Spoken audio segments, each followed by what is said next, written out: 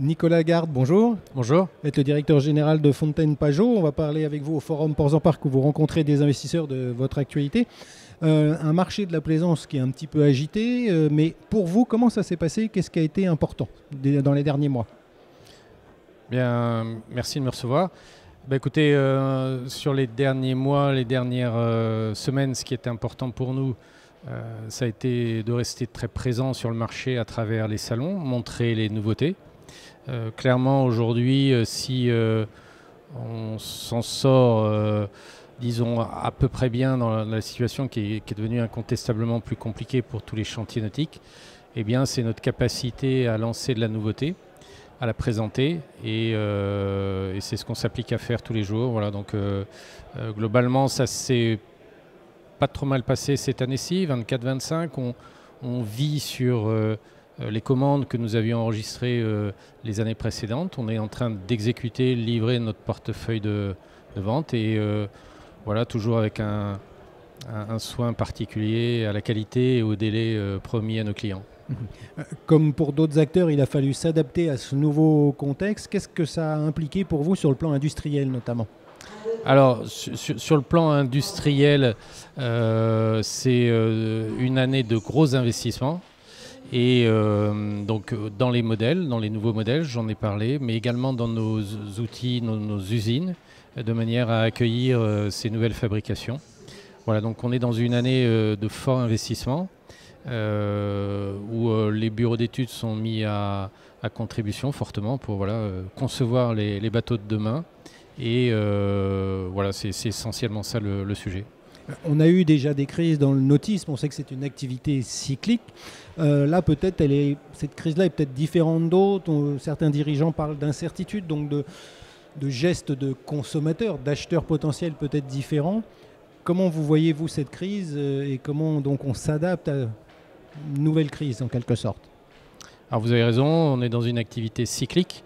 Les cycles traditionnellement, les périodes basses vont au-delà d'une année. Donc si on considère on vit la fin de la première année, il y en a probablement une deuxième devant nous.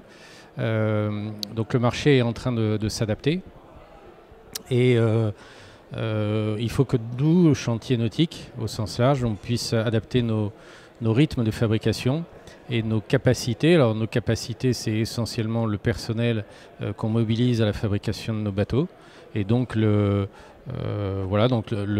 c'est ce qu'on s'applique à faire tous les jours. On réduit nos rythmes, on produit ce qu'on nous a commandé et on s'applique à aller rechercher la nouvelle commande pour donner de l'activité à nos ateliers. Est-ce que le niveau des investissements reste malgré tout significatif? Alors, il est particulièrement significatif. Il est même en forte progression. Nous avons un plan d'investissement, je disais, qui porte sur nos ateliers, nos usines, et un plan d'investissement qui porte sur nos bateaux. Voilà, chaque nouveau bateau est un jeu d'outillage, des moules, des équipements. Et donc, on est focalisé sur l'investissement. On vient de lancer ou annoncer chez Fontaine Pajot 2 modèles, un modèle chez Dufour et c'est devant nous encore d'autres modèles qui vont arriver. Et donc on a une tension sur les investissements et une belle énergie collective au lancement et à la conception de ces nouveaux bateaux. En début d'année, vous aviez parlé de renforcement, développement commercial, notamment États-Unis et Asie. On sait que les États-Unis, c'est un des premiers marchés sur le nautisme. Peut-être un marché un peu troublé aujourd'hui, mais ces zones-là sont essentielles pour l'avenir du groupe.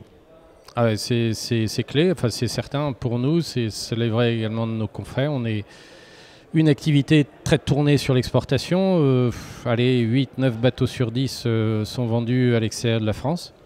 Donc l'équilibre économique, on le retrouve à travers l'exportation et en tout premier lieu à travers notre présence aux États-Unis. Donc on est ravis d'avoir désormais un pied aux États-Unis à travers une distribution qu'on suit et qu'on tâche d'accompagner au mieux en fonction des fluctuations du marché.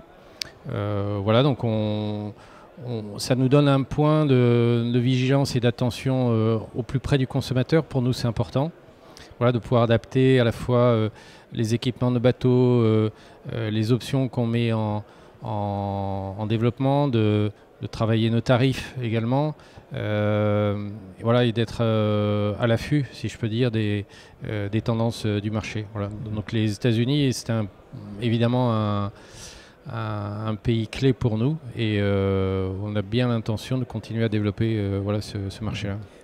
Avec les différents acteurs du nautisme, on a l'occasion parfois de parler de stratégie justement à la fois d'investissement, mais aussi potentiellement il y en a qu'on puisse diversifier, parce que peut-être être sur un seul secteur, ça peut être un handicap.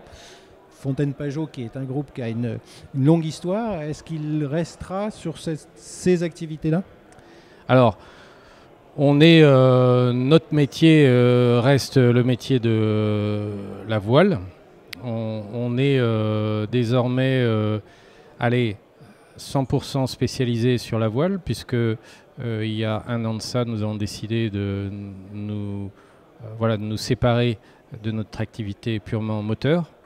Voilà, et sur ce segment de la voile, on pense qu'on a encore beaucoup à faire et beaucoup à apporter, à la fois dans l'extension des gammes existantes, le renouvellement des bateaux bien sûr, et puis voilà, d'apporter toujours des bateaux au goût du jour à nos clients, donc à travers Dufour sur le monocoque et à travers Fontaine-Pajot sur le catamaran.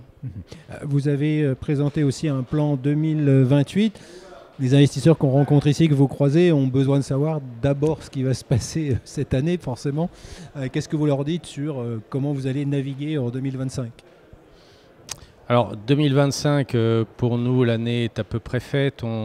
Je le disais, on embarque un portefeuille de commandes qu'on est en train de livrer dans les quelques semaines qui nous restent à faire. Donc 25 sera une année un peu en retrait par rapport à l'année qu'on a connue l'an passé.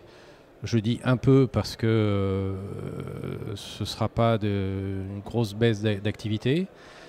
Probablement avec un mix qui nous tire vers des bateaux de plus grande taille, plus équipés, mais du coup aussi plus chers. Et donc, voilà, un chiffre d'affaires en léger retrait. Et puis, cette année 25-26 qui se profile avec, pour le coup, beaucoup de nouveautés qu'on amène et qui viennent prendre le relais des bateaux existants, ou certains sont arrêtés et d'autres, on sera amené à les arrêter. Voilà, donc une année 25-26 qui est un peu une année de soudure entre une ancienne et une nouvelle génération de bateaux. Et tout le travail qu'on a à faire, c'est d'organiser la soudure et d'avoir l'exécution la meilleure possible pour servir nos clients dans les temps. On aura l'occasion d'en reparler. Merci Nicolas Garde d'avoir été avec nous. Merci.